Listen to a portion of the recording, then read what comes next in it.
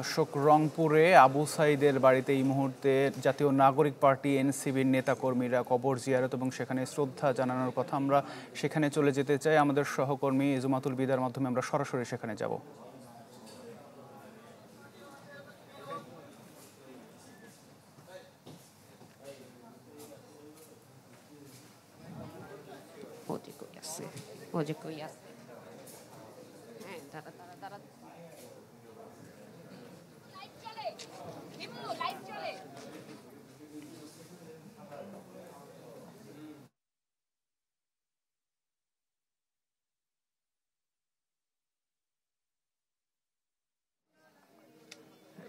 ভয়াল জুলাই প্রথম দিন শহীদ আবু সাঈদের কবরে জিয়ারতের মধ্য দিয়ে শুরু হলো এনসিপির মাসব্যাপী কর্মসূচি। দেশ গড়তে জুলাই পদযাত্রা এই শিরোনামে কয়েকদিন আগেই কিন্তু এনসিপি জানিয়েছিল তাদের 1 থেকে 30 জুলাইয়ের এই কর্মসূচির আদ্যপান্ত, যেখানে তারা বিচার সংস্কার এবং সংবিধানের যেই দাবি সেটি জনগণের দোরগোড়ায় পৌঁছে দিবে। তারই অংশ হিসেবে আজকে ঠিক সকালেই আবু সাঈদের বাড়িতে হাজির হয় এনসিপির নেতৃত্বস্থানীয় নেতারা। নাহিদ ইসলাম থেকে শুরু করে সার্জিস আলম, আক্তার হোসেন সবাই এসেছেন।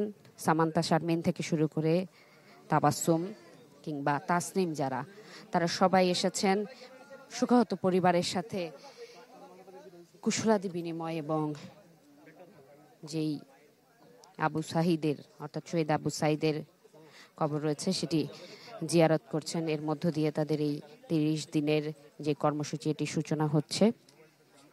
একটু মনে করিয়ে দেই, 2024 সালের 5 জুন কোটা সংস্কার আন্দোলনের যেই আন্দোলন সেটি এক ভয়ানক মোড় নেয় জুলাইয়ের প্রথম দিন থেকেই। ধাপে ধাপে এক দফার রূপ নয় এই আন্দোলন। ছোট্ট একটি কোটা সংস্কার অর্থাৎ সরকারি চাকরিতে যারা শিক্ষার্থীরা থাকে তারা যখন আবেদন করে সেক্ষেত্রে কোটার কারণে নানাবিধ সমস্যায় পড়তে হচ্ছিল এবং কোটার যে শতাংশ সেটি অনেক বেশি হওয়ার কারণে তারা 18 সাল এবং তার পরবর্তীতে 24-এ পুনরায় আন্দোলনে নামে।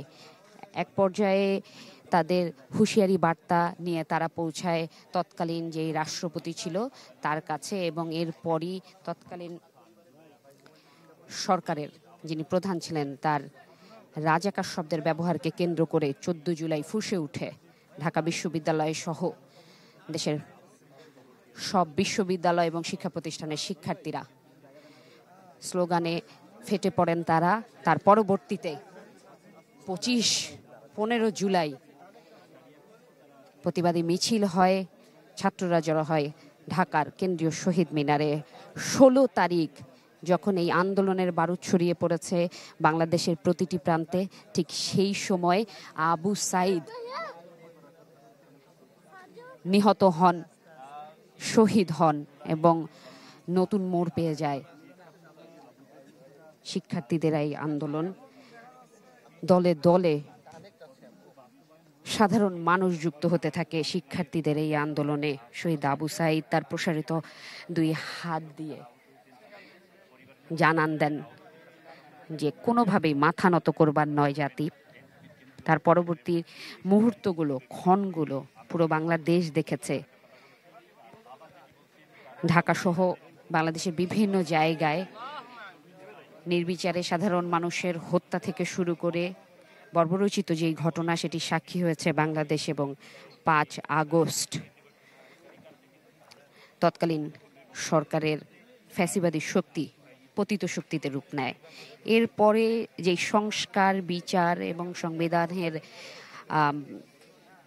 পরিবর্তন, সংশোধনের কথা বলা হচ্ছিল সেটি এক পর্যন্ত অধরা দেখে নানা মহলে আমরা দেখেছি যে বিরূপ ভাবনা রয়েছে, অসন্তুষ্ট রয়েছে এবং যে অসন্তুষ্টির অংশ হতে আমরা দেখেছি যেই বীরেরা আসলে নেতৃত্বে ছিলেন এই জুলাই আন্দোলনে তাদেরকে, একই সাথে শহীদ পরিবার যারা আহত রয়েছে, এখনো চিকিৎসাধীন রয়েছে তারা এবং তাদের স্বজনদের।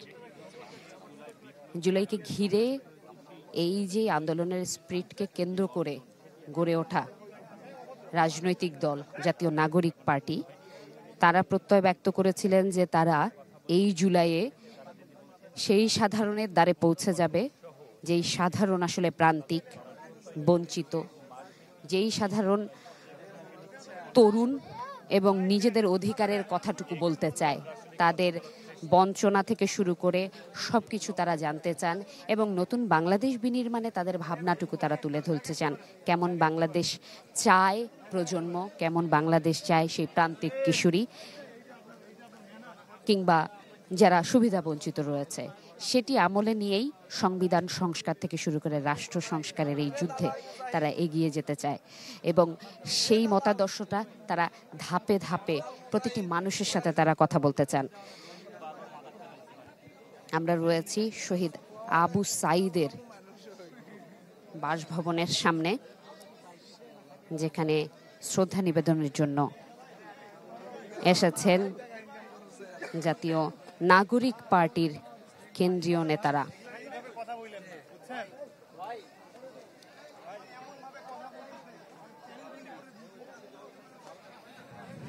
শ্রদ্ধা নিবেদনের মধ্য দিয়ে কর্মসূচির সূচনা।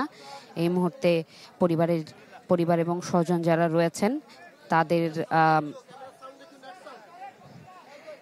স্বজনের প্রতি, তাদের শোকাহত পরিবারের সাথে তারা কিছুক্ষণ কথা বলবেন, শোকাহত পরিবারকে খানিকের জন্য হলেও তারা কাঁধ দেবেন। আমাদের আরেক সহকর্মী তিনি রয়েছেন বাসভবনের ভেতরে, যেখানে এখন নেতৃত্বস্থানীয় সকলে যাচ্ছেন। আর আমরা আসলে বাইরে উৎসুক জনতা, শুধুমাত্র যে রাজনৈতিক দলের নেতাকর্মীরা এসেছে তা কিন্তু নয়, সাধারণ স্তরের মানুষেরাও আসলে এসেছেন শ্রদ্ধা নিবেদনের জন্য এবং নিজেদের মাঝে জুলাই স্পিরিটটা ধারণ করে সামনে এগিয়ে যাওয়ার প্রত্যয় ব্যক্ত করতে। এই ছিল আমার কাছে এখান থেকে সর্বশেষ।